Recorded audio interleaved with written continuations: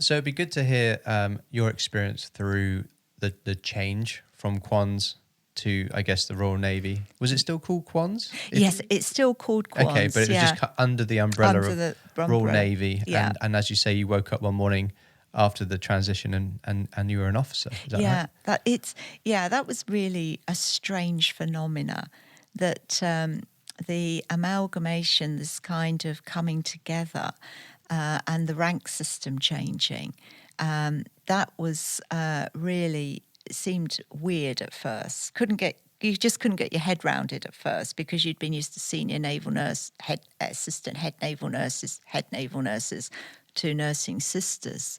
So yes, it was now you were a naval nurse rating, or you were what's it called, a killick, a leading hand, or you were a petty officer, chief petty officer, and then the officer ranks sub-lieutenant, lieutenant, and lieutenant commander, commander, and captain, I think, is the person in charge of the QARNNS. And also it was a time of opening up, because now the QARNNS had opened to the men. So men were also now training as nurses in the QARNNS. So, I mean, it was a real time of absolute pioneering and development and growth, and quite fascinating, really, but also very daunting that all these changes. And even with nursing itself, that now we had, you would become a registered nurse, adult registered nurse, mental health, and so on. Okay. So yeah, it was quite a big thing. And so when you became an officer, did they put people forward to become officers, or did you have to put your hand up and say, I wouldn't mind being one? Yeah, yes, you did. You had to actually apply, and you went through the selection recruitment process. Okay. And at that time, there were quite a few QARNNS who actually, I remember applying. And also because now we'd become this tri-service. I remember one of my friends actually went across to the Queen Alexander's Royal Army Nursing Corps, and then another friend of mine went to the Princess Mary's Royal Air Force Nursing Service. Okay. Yeah, there was a kind of opening that now you could be part of this tri-service. And I remember talking to another dear friend who was saying to me how funny it was that, 1 minute I'm serving in the army, now I'm a part of the Royal Air Force. So there was a real, it was quite a time to kind of see it. Yeah. And that Royal Naval Hospital Haslar had now sadly closed. And the training had become part of the defence medical side and had gone up to Birmingham. Yeah, you mentioned that. Yeah, so quite a big change. In fact, now we're sitting here talking about it, I hadn't sort of taken it in, just how big it was. And to even for nurse training, to find yourself at a university. And even how the uniform changed. I mean, we were in dresses. Now, as we know, it's the tunic and the trousers that we all wear. Mm-hmm. And, of course, during the time of COVID, many of us have been wearing scrubs and in PPE. So it really has. It's just got through total change. So back then when, like you mentioned, men were allowed to join the QARNNS, what was that like? What was that like from all those years of it essentially being females to now, having men become nurses and working alongside you? Yeah, it was really interesting actually, because going back into the history of the QARNNS, it was like at first you had nursing sisters part of the QARNNS, and then you had in the 60s when the nurse school of nursing opened, that you now had naval nurses coming on board to train as nurses. So yes, suddenly now we were opening the doors that men were also part of the QARNNS and training to be nurses. Now, when I was training, there were some male nurses. Okay. But it was rather nice that now the opportunities had been extended and there were more men training. So I think that's a very positive move, because I think at the time too, men were also training if they wanted to become midwives, or again, children's nursing opening more to men. And I think that's rather exciting that nursing was just opening up more and more. Mm-hmm. That's good. And what was the big, I guess, moment for you in the late 90s? Because you'd moved more inland. Was you basically at Surrey? Yeah. For the whole of the 90s? Was that pretty yes, much? that's probably true. And even into the 2000s, I was at Surrey. You were, okay. Yeah. And yeah, that was quite interesting too, because there was one military ward we had up at, I've got to get it right now, Camberley. Yeah, that's it, Camberley in Surrey. Yeah. And it seemed such a shock, really, because one ward, when you were used to military hospitals, like in the old days, we had the Air Force hospitals, the Army hospitals, as well as the Navy. And also the Navy had a hospital in Stonehouse in Plymouth. And at one time they did have Chatham. Oh, right. So okay. now it was like they were gone. And it was just, here we had one ward. And I think in Northern Ireland there was a hospital, as it Musgrave was a military ward. So this seemed very sort of new again, that there was a ward, whereas we'd all been used to hospitals. And now health centres were developing. And I think Aldershot particularly has a very good health centre. So yes, there was this big transition going on. And yeah, change. Yeah. So the one near Camberley, is that Frimley Park? That's right, Yeah. Frimley Park. I'm glad you remembered that. Thank you. It's Frimley Park Hospital. That's I only know right. that because that's where I had both of my hips Oh replaced. gosh, yeah. You see, it's a small world, isn't So it? you worked there? Yeah, I worked there. Yeah, and also further down the road was a place called Ridgewood, which was a mental health unit. I remember having some experience time there, and a hospital in Surrey called Farnham Road. Okay. And some very dear friends. Yeah, it's just amazing, isn't it? Yeah. Small world, Gavin. It Small is. world. I didn't know you'd worked Same place. Frimley Park Frimley Hospital. Park Hospital, yeah. And even today, it's very NHS and military combined, because if you ever go there, you do see military personnel in uniform wandering around.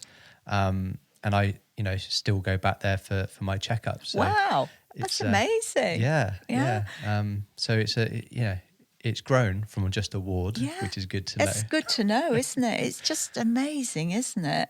Gosh. So I can't imagine what it was like for you being in that kind of change and I don't know how to put it, but changes to different departments and different hospitals, like you say, and some were closed down, some were opened up.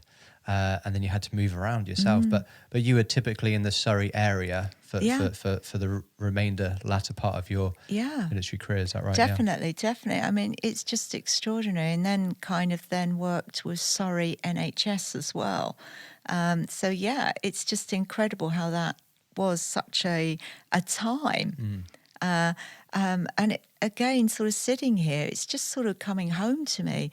Gosh, there has been so much change during my life. Yeah. And I hadn't really taken it in, so we've sort of started to talk this over. That's incredible, isn't it? Wow. Good point of the podcast, right? Yeah. So just to clarify, what year did you leave the normal regular army? Yeah, now let me think. Now I left round about, even I've got to think this through now. My goodness. Even I've got to think, hang on, 93 rings bells, 93. Yeah, it does, because that's my time. Hang on, 93. 2003? Yeah, that's it. It must be something round there, Gavin, because I'm just trying to picture it myself now. Hold on. Yes, I think it is. Yes. 2003-ish, Yes, it yeah. would be. So 'Cause- early 2000s. Yes, yes, it would be, actually. So You're quite right. 9/11 had happened. That's right. Oh, golly, yes, another big change in our Yeah, lives. yeah. Oh, gosh, yes, we had 9/11. And this brought, again, big changes that, particularly for military nursing, that we were part now of this. Again, here we are in the tri-service, but also there was a recruitment appeal for NHS nurses to come forwards because of specialisms needed, like operating theatre, intensive care, children's work especially. So that, again, brought about change. Is that to support the Middle To East? support the Middle East. Got it, okay. Yeah. So for you, leaving in 2003, before we talk about that, you mentioned about becoming an officer. You left as a senior naval officer. That's right. So what does the promotion aspect look like within the Royal Navy or the QARNNS? I would have said the promotion prospects, they're quite open. Because if I've remembered it correctly, I might be off here. But yes, you join up and you start on, like, again, a probation time. And then you become like a senior nursing officer, a senior sister. Okay. And then you can go on if you want to become like it would be a lieutenant commander or a commander. And that would certainly be on more the superintendent nursing sister status. Then you might become a matron. And again, that's in line with the NHS, who have matrons back as well. Yeah. And then you have the matron in chief. Now, this is now open to the men as well. And I do believe the current one, if I'm right, is actually a male. Okay. Who is in charge of the QARNNS at this moment within the tri-service. Yeah. Right. So yes, it is quite a structure, isn't it? It is, yeah. But is it done on time served, or do you have to go and do certain courses? I think you have to do certain courses, certain qualifications, and certain specialisms to offer to be able to be considered for that post that you might be applying for. Okay. But it's interesting. Now, do you know what the senior naval? Hang on, what is it? Your rank when you left? Senior nursing officer. Senior nursing officer. Do you know what that is equivalent to the army, for example? I think in the army it's about. I could be. Now, viewers, you could have a right time here, but I think it's about a captain's rank. Okay. I think. Yeah. I think. Whereas I do get confused with the army because I know they go up major. That's higher than captain, yeah. Isn't it? Yeah, I think that could be a commander, I think, Royal Navy. I think we better ask our viewers to help us out here, but I think so. Give us a ballpark. So. Give us a ballpark. I think that's a sort of broad, It's like the third level within the officer rank structure. I think so. Yeah, I'd say. Sound about right? Yeah, sounds about right. Sort of approximately. We might be a bit out, Gavin, but we'll have to work with that. Yeah. And so when you left, was that due to your choice, or was there an end to your contract, or how did it look? Yeah, in those days you had an end to your contract, and that was kind of good, really, because at the time I was about to undertake another course at Surrey University. So it was kind of nice that I could kind of bring that to a close and go on to the course and then pick up with the NHS. Okay. And that's the one beautiful thing about being a military nurse, I always think, is that you can transition to the NHS. That's what I was going to ask about your transition. It is. It's really good because the transition does help you a lot. Because you are, highly likely you will have experiences on secondments or deployments to the NHS. So you do have a feel for what it's like to be on an NHS ward or an NHS department. So that kind of makes your life a lot easier.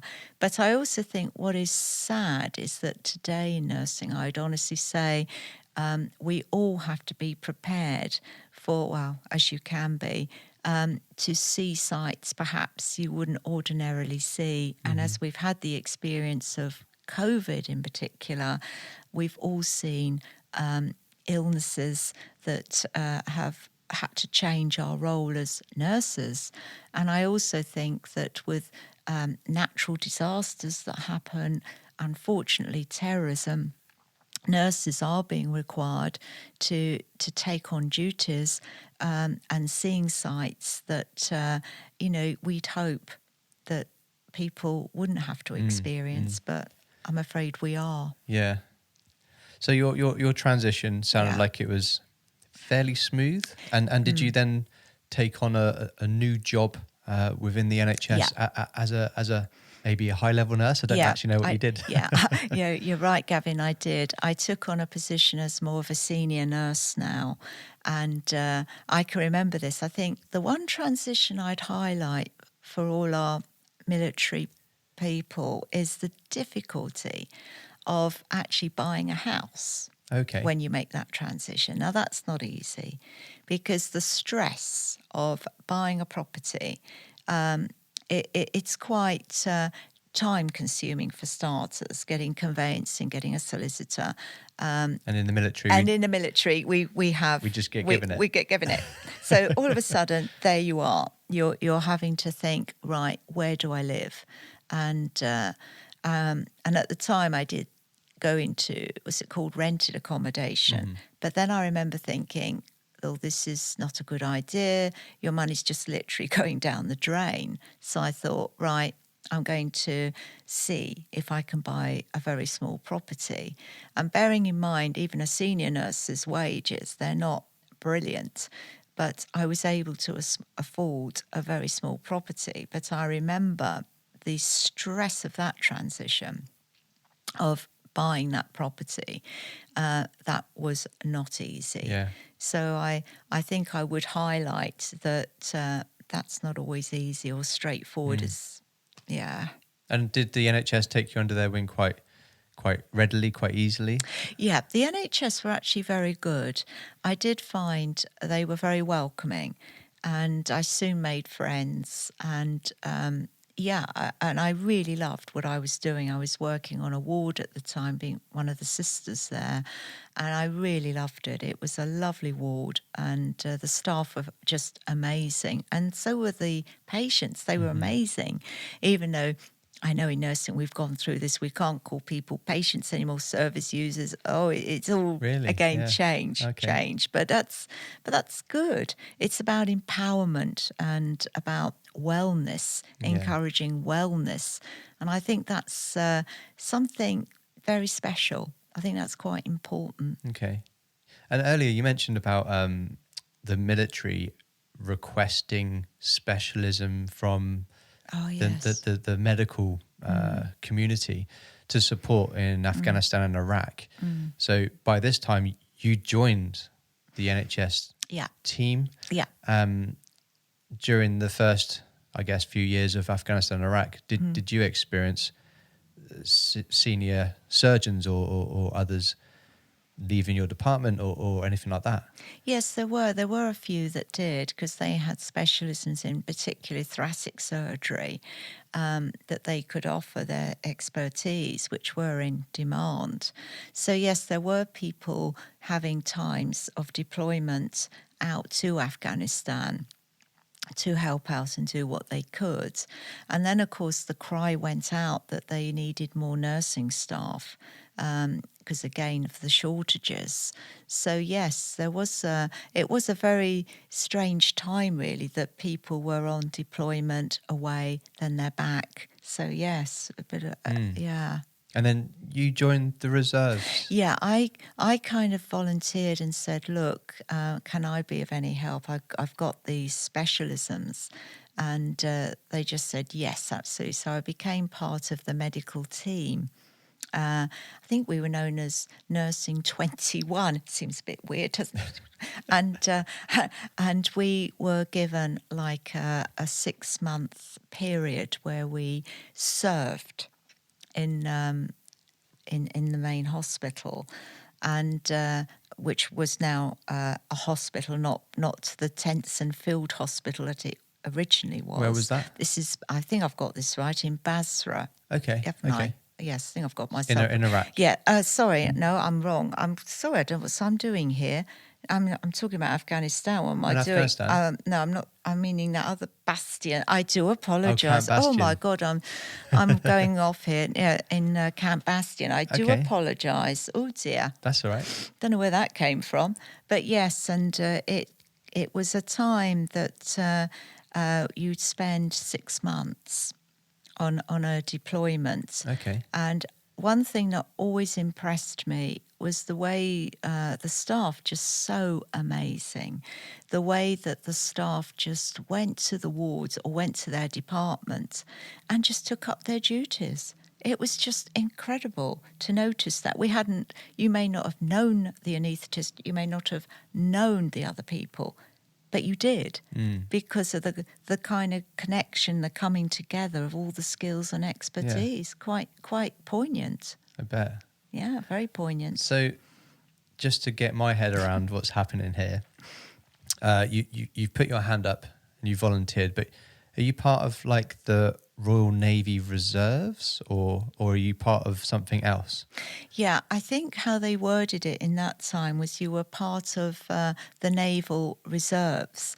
But saying that, I noticed that quite a few of my friends had become part of, is it the TAs, or part of the Army Oh, yeah, the Reservists. Territorial That's Army. it, Territorial. Yeah. The Army Reservists, or the Okay. Air Force Reservists, and even, I think I've got it right, the Auxiliary Services came on board as well. Okay. Because really they were the ones absolutely vital in flying out all the equipment and stores, etc. So yes, it was quite interesting that, but the medical teams is what you were part of, Right, whether right, you were right. Air Force, Navy, Sure. TA, whatever. That's the tri-service coming in, Yeah, right? tri-service coming in. Yeah. Or the Afghan army even. Okay. Yeah, hospital You work too. alongside them yeah, as well? you work alongside. And that's such a privilege and honour. I've had such dear friends that, touch my heart greatly at their expertise and skills. And also, again, we're back to the language barrier. Okay. Of different languages, and again, it's the use of gesture or the touch of a hand or the smile that can be so important. Yeah. When you think about COVID, we couldn't smile; we were covered up under a mask. Yeah. So yeah. Do you remember the year you went out to Bastion? Yeah, I think it was now we're in 2009. 2009. Okay. Yeah. So you'd been out for a good 6 years, 5-6 years. Yeah. And then you're back in uniform? Or Not really uniform, actually. So it's more like I would have said scrubs. More. And you were out there for 6 months. That's right. That's Okay. right. Yes. Anything that stood out there for you? I know you mentioned about you didn't know the anaesthetist, etc., but you did. Was there anything else that stood out in your 6-month tour? 'Cause that's a big tour. I think, again, it's the scenery of Afghanistan itself. I mean, the colours, it's just interesting, the sunsets or the sunrises. And I think that particularly sticks with me, like in the Falklands, just the beauty of this place. And it seems, I don't know, the tragedy of war, of conflict, of seeing people hurt, injured, displaced from their homes. So, yeah, I think, it's taking that opportunity to look at nature and to look at the sky, to just look at the colours and just savour it. So that's what really sticks out to me. Yeah. And so you come back. It's great. It's great that you've done a tour of Afghanistan alongside everybody and helping and supporting so many out there. But when you came back, was it a case of carrying on being a reservist, being part of the naval territorial aspect. I don't know what it's called. Or was it just going straight back to NHS life? Yeah, it was really going back to NHS life. And this is where I really found that difficult this time. Why? I think it was that I suddenly found myself kind of looking at the ward I was working on, and it just seemed different. It was like everything was happening around me, and I was kind of in some slow motion. That's what it felt. Okay. Even though my friends say, no, you weren't walking around in slow motion. But it did feel like that. And it just felt different. And I remember going through a time where I just got very down, very depressed. And I just decided at that point to take it's called a career break, time out. I just needed some time away because it just felt everything was just getting a little bit overwhelming. But I always remember that time, kind of coming back and sort of walking into my little house, and again, you know what it's like. You get in, and what is it? The washing machine doesn't work. The car won't start. You go to the shops, and that brand that you liked of cereal doesn't exist anymore, and it becomes confusing. It becomes lonely and isolating, and I became, real heart to hearting, I became quite scared and vulnerable. Okay. And then I started to feel really down. And I think everything just hit me. Okay. My whole life just suddenly hit me. And I knew at that point it was career break, time out. And that was really difficult because I didn't want to take a career break. You know, nursing had been my life. And now I was taking some time away. So that was tough, very tough. And I think I'd say to any veteran, please don't be hard on yourself. Give yourself that time and try and be kind, because this is an adaptation process. And you are going through a grieving process. You're grieving the losses. You're grieving for the fallen. You're grieving for their country, their land. You're grieving for just everything that's happening in our world, and you need space and time to process that. Mm-hmm. So yeah, I did find that was a particularly very, very tough period in my Okay. life. So what did you do for that year? What helped you? Yeah. Now, at first, it was interesting. I first of all remember thinking, the GP said, "Oh, do you want to take some medication?" I remember thinking, "No, I don't actually. This is not how I work." And that's something I've really learnt in this process. Each one of us is different. Some people respond really well to medications, and some people just do not. And I really found myself, no, it was about having to do a discovery again, a journey of finding what was going to help, what was going to give this healing, this kind of time of peace, stillness. And a friend told me about a meditation teacher called Tara Brach. Now, this lady is an American. She's a meditation teacher. She has a PhD in psychology, but she's absolutely amazing. Now, she does podcasts, funny enough, each week. Okay. Now, her podcasts take a different aspect each week about healing, about shining the light on the broken place, dealing or working with anxiety, working with anger, working with trauma. And I just found her an absolute godsend. She explains everything. She really explains in her podcasts and her talks, which are free on her website. She only asks that, if you can send a donation, please do. And I just found them so, so helpful. She explained every little bit of the grieving process I was experiencing, she also explained how the mind gets looped and stuck, and how you need time to let that to loosen off, and to work through flashbacks, to work through nightmares, to work through the anger, the rage, and to give you the tools to do that. I love her way of transforming anger. She has an acronym called RAIN, and it simply means just whatever it is, recognize what's happening to you. And then she says, allow it to be. Let it be as big as it needs to be. Then you do a little investigate. Now, what she's not on about here is going into deep psychoanalysis, but just acknowledging, what is it? Where does it hurt right now? Am I feeling this in my throat, in my belly, in my chest? Where does it hurt? And then just to do a little exploration as to, well, what is it that's really hurting now? And it opened. It was about life. It was about purpose, meaning. It was about recognition, being a human being, being seen, being heard, being loved.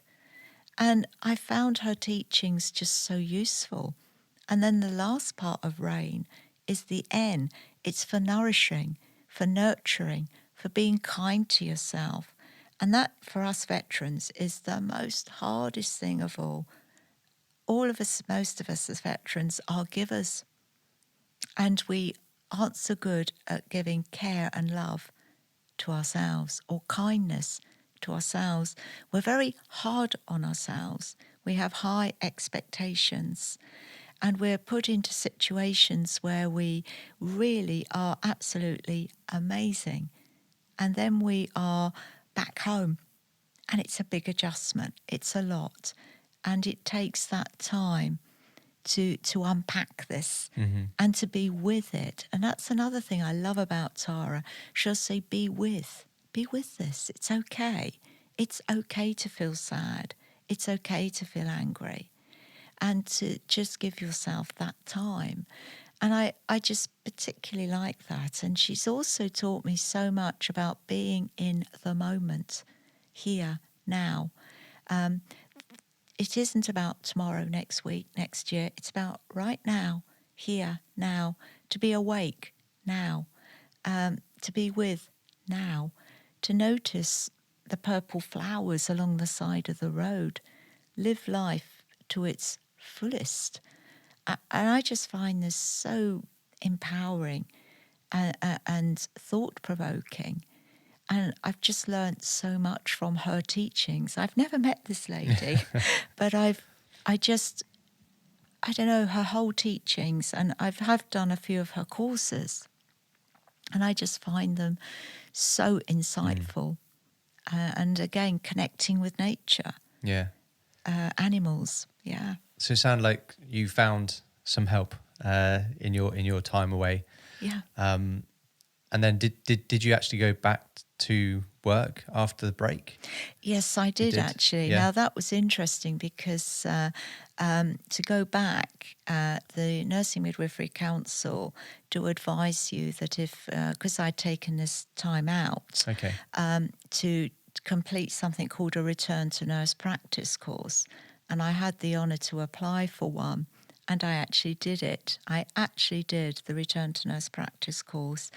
And I was very humbled by it because when I was young, of course, I was assessed by nurses who were older than me. Now I was being assessed by nurses who were actually younger than me. But I found that course so amazing. I met some just amazing nurses, very senior nurses who had also returned to nurse practice, and they really touched my heart greatly. Okay. So yes, I did. I completed the course. And roughly what year was that? Was that the mid 2010s? We're up to about 2017, 18 now. Okay. We're coming up. Correct. And also, before you jump onto that training and passing and, being amazing once more, we actually met. Yeah. So I'd love to know what that looks like. So sports recovery, being part of where we connected. We connected Yeah. at the Warrior Game trials. What does that look like in Yeah. regards to the Charity of See, Help for Heroes? this was just incredible. I remember actually while I was taking this year out, a dear friend of mine actually said to me, Help for Heroes. Now, this was now the third time Help for Heroes had been mentioned to me. Now, when I remember kind of thinking, that's interesting. If somebody mentions something to you 3 times, you normally think, actually, there must be something in this. So I remember asking her more, tell me more about Help for Heroes. So she did. And she said, look, I'm going to one of their recovery centres, and why don't you come with me? So I did. I went with her, and a very nice lady sat down with me, and we filled in the forms. And I joined, which was it the Band of Brothers? Yeah. And from there, she was saying to me, well, have you thought about in your sort of travels here about sport? That sometimes sport can really help recovery. And I must admit, I hadn't. Sport was furthest from my mind. And she was saying, well, sports like swimming. What about swimming? They're really good for your joints, your bones. Because again, I was having lots of difficulties with my own bones. I had really, I really needed some help. I had to undergo some operation to refix a bone, it left me with a limp at first, and then it was only through physiotherapy, exercise, Pilates, yoga, swimming, Alexander technique, that I was able to get walking and mobilising again, and swimming seemed to be ideal. Okay. And that's how I started to learn to swim. Okay. And Because I was going to ask, like your friend mentioned about the Help for Heroes. Yeah. And typically, the Help for Heroes help the injured, wounded, and sick. So what was your injury that they were helping you with? Yeah, they were helping me mentally and emotionally for sure. Okay. And they were also helping me physically. As I'd now, unfortunately, I had sustained some nasty fractures. I'd been involved in an accident, and that was required a lot of pin plates. I know a lot of veterans will laugh with me. When we all go through security at the airport, all the alarms go off. That kind of was difficult. Now that was something. Even now, I can talk sort of that far to it. Okay. And I know I have to back off a little bit, but it's kind of, yes, it was this kind of Help for Heroes were just amazing. Just this kind of opportunity to take up the swimming, to take up Pilates, to take up yoga. I also joined Slimming World and lost weight, and took the fitness program very seriously, and mentally, emotionally, again with Tara and her talks and her podcasts and the training courses I was doing with her seemed to help in taking me forwards. And I know we had the honour to meet in 2015, I think we're in. We did, we are, at the Warrior Games. Yeah. And that was something I never thought I'd do, was actually participate in games. Yeah, Warrior Game trials at Nellis Air Force Base, just north of Las Vegas. Yeah. I mean, that was just incredible experience to go and participate and swim, and to come away with some medals was just like, what? It was very, very touching. And I think I would say to any veteran that reaching out, please do. Please, you're not alone. Please do not feel alone. There is help out there, and Help for Heroes are great at getting alongside you. The ambassadors are wonderful. They will walk with you on your journey. And to get into the sports recovery was just absolutely amazing. It helped recovery, well, amazingly. You mentioned you learnt swimming Yeah. and got good at that. Yeah. Because you mentioned medals as well, but what was the medals in? Yeah, they were in swimming, They were in actually. swimming. Yeah, they were in the back crawl, front crawl, and breaststroke. Just incredible. I just never would have thought that. Hmm. You know, I suppose in life you're going on one direction, on one journey, then you find tragedy or something hits you, and then you find your life going in another direction.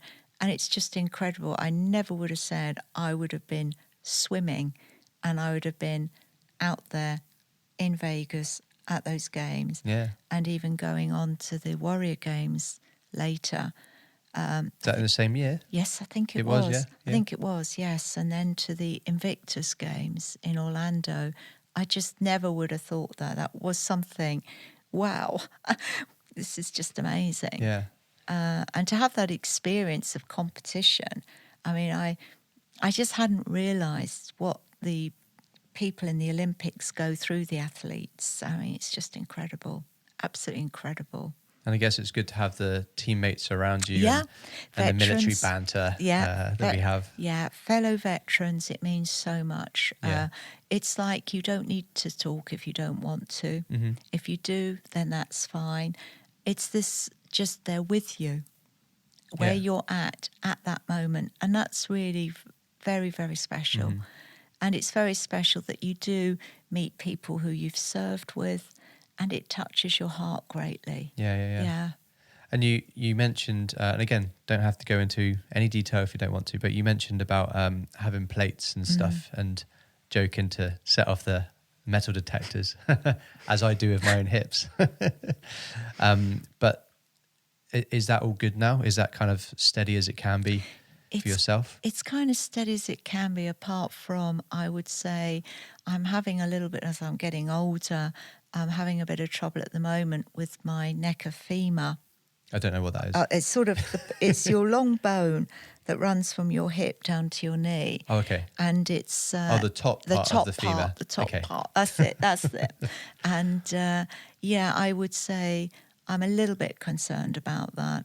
But I think at the moment I'm doing the right things, which is really keep my weight down, keep exercising, and just see how it goes. Okay. But I am kind of mindful it's not brilliant. Okay. But So did you say the neck of the femur? yeah, it's the neck of the femur. Okay. So obviously I know what that is because that's when my hips are being replaced. But so if you need any tips Yeah, I in the need future, any tips. I know where to come. give me a shout. Yeah, I will do. I thought you said neck of femur, and I thought that was Oh, yeah. a new special place. Oh, yeah. Yeah, but it's incredible how that part is so weak. It's incredible. You just don't think it, but it is. Yeah. But yeah, I might be around, Gavin, for some expertise around here. Yeah. Brilliant. So you complete Invictus Games and everything like that. And are you still working in and around, or because I'm just trying to get the dates here, or do you complete Invictus and then you start coming back to nursing? Yes, I then come back into nursing and been working at my local hospital. But I'm just about to go on, well, I have now gone on some downtime, because something I didn't expect was going to happen was here we are now 40 years for the Falklands. And earlier this, well, in fact, I'm just returned from a trip to Argentina, where I was part of a very small British veterans delegation, where we went to meet veterans from Afghanistan. Oh, sorry, veterans from the Falklands. Oh, dear. Oh, gosh, but it suddenly went in my head there. Veterans from the Falklands. And that has been, again, very, very emotional and very, very touching. And, yeah, so at the moment now, that's just been my last project. Your last project, yeah. Yeah, very touching. I bet. And you did mention earlier, I think, a little bit about the COVID aspect. Oh, yes. So did you jump back into nursing to support the COVID? Yes, indeed. Yes, that was something I felt very passionate about, that at my local hospital, that I could volunteer and help out on one of the acute wards. And it was a great honour and privilege. to be working alongside some just amazing staff, and the patients again, they are just amazing. So yes, I felt that was something I could serve, I could do. So yes. Yeah. And scary times, and hats off and big thanks to all the NHS staff, Yes. including volunteers like yourself, because I know a lot of people came out of retirement Yes. to join back up, be that doctors or nurses. So thank you to them as well. So that does bring us up to date, right? Yes, That does bring us up to date. it does. I just can't believe it. It's just, oh my gosh. Yes, where has time gone, Gavin? Yeah. So, how was that for you, going over your career? Yeah, it's interesting actually. I hadn't realised just how much transformational change has gone on in this time. And I also hadn't realised just really just 40 years. Oh my goodness. Since the Falklands. Yeah. Yeah. 40 years, and to sort of go back to childhood to right to this present day, it just doesn't seem possible.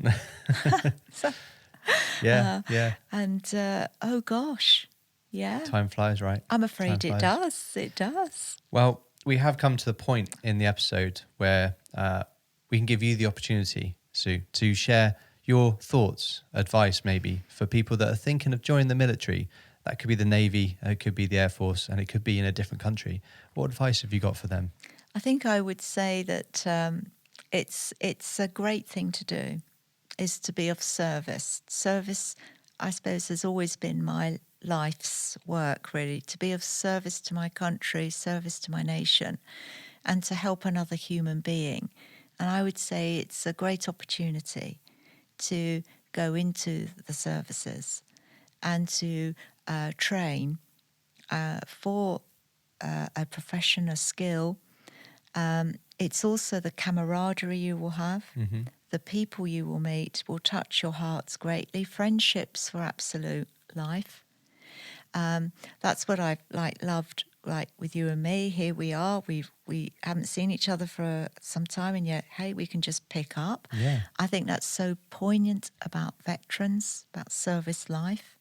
I also think it's an opportunity to be able to really spend some of your young life learning about the world, learning about different cultures. And I'm afraid the sad part is, of course, conflict.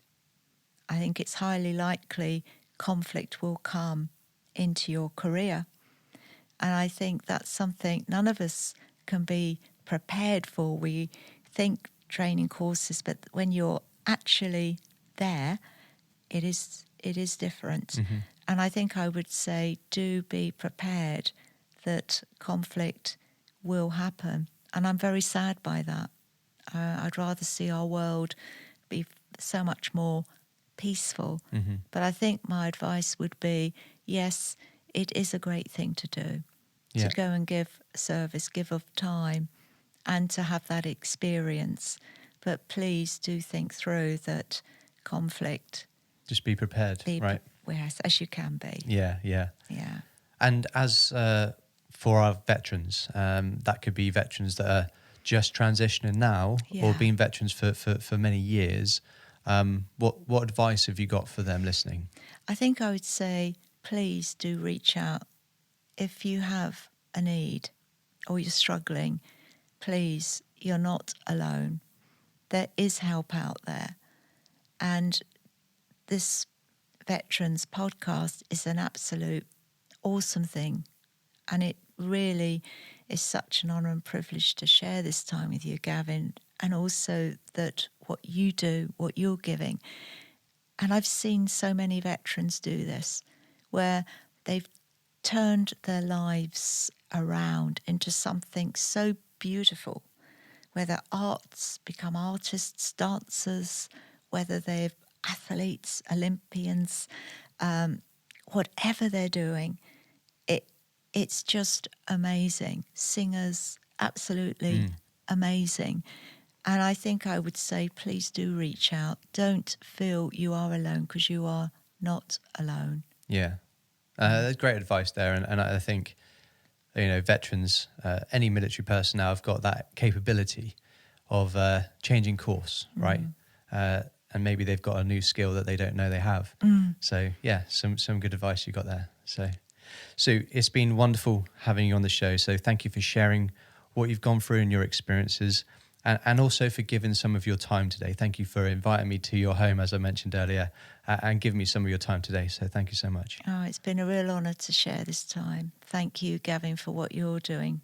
No problem at all. And lastly, thank you for your service. Most people don't know how to respond to that. So thank you again, Sue. Thank you. This has been Military Veterans Podcast, out.